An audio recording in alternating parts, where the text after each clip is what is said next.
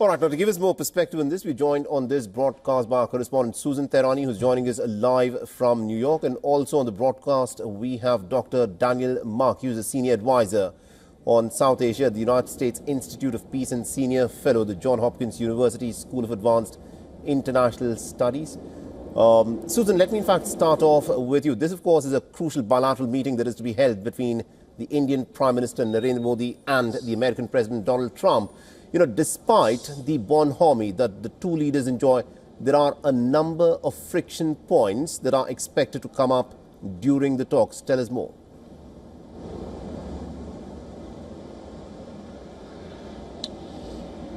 Right. Well, we can revert back to what a senior Trump administration official said on Backgrounder, really saying that India and the U.S. are moving towards signing a new defense framework, including procurement deals and strengthening U.S.-India defense ties is going to be high on the agenda. Of course, the issue of tariffs are going to be challenging.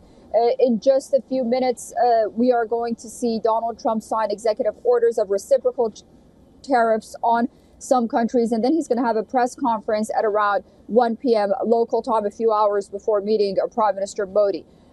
Prime Minister Modi is expected to ease those anxieties when it comes to tariffs. And also there's going to be not only discussions on two-way trade, but also on energy trade as well, both ways, and India vowing to buy more American oil.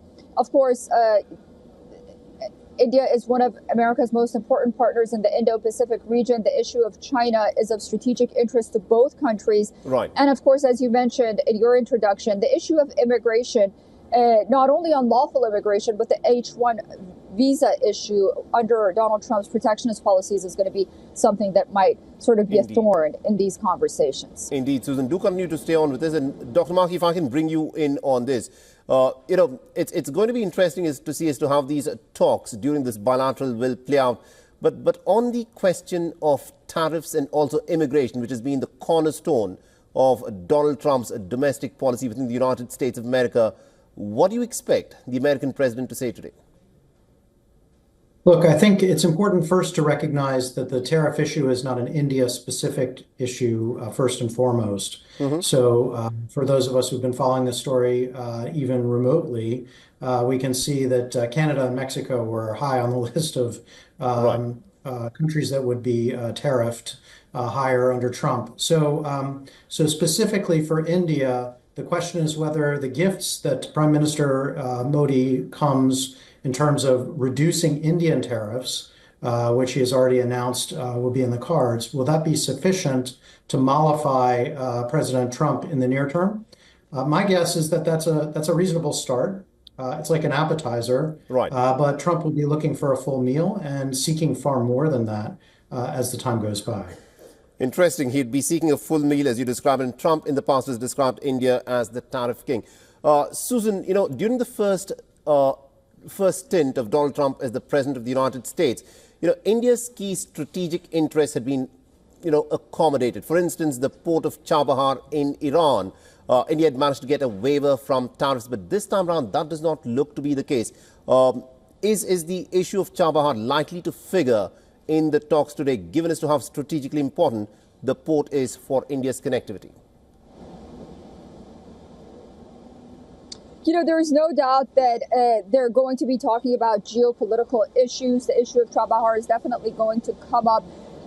You know, Chabahar being in such close proximity with Iran, and the Trump administration signaling that they want to have a new Iran deal, and India not only having relationships with Iran, but also Russia as well. You know, all of this is going to play into the equation. And then you have to consider that India is not only part of the Quad alliance, which President Trump will be visiting India as part of that alliance for that meeting soon, later on this year, but India is also part of BRICS, and Iran is now part of BRICS, Russia, China is part of BRICS. So it'll be interesting to see how Prime Minister Modi navigates the interests of the Quad and BRICS as well. But again, this is nothing new. This relationship has been developing not only between Donald Trump personally and Narendra Modi, but India-U.S. ties has been on a favorable track for some time now. And it's hard to imagine that there's going to really be an sticking point that's not able to be resolved between the two countries. Interesting. Dr. Markey, you mentioned that, the tariff that India has reduced is an appetizer, but Donald Trump, of course, wants a full meal.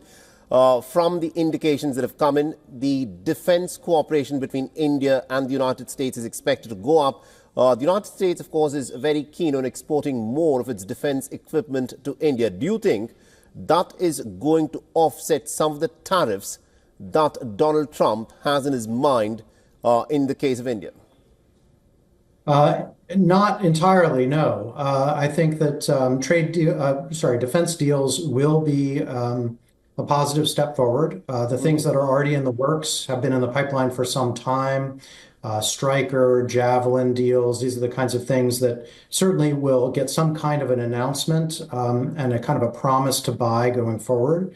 But no, it's insufficient. I think the Trump administration's going to continue to take a tough line on the tariff issue. I think what probably needs to be understood is that President Trump has a more transactional, more material approach to all of the United States' relationships, India included, where the Biden administration may have taken a longer term kind of geopolitical strategic vision to how to manage the relationship with India. Right. The Trump administration is looking for something here and now, and will be looking to make better deals. So, yes, all of the above is necessary, but one will not be sufficient to trade for the other. Interesting. And Dr. Markey, if I can just persist with you on another very key issue which has been really contentious between India and the United States ever since Donald Trump has taken charge, is that of immigration, the manner in which some of the illegal immigrants were packed up and sent back to India,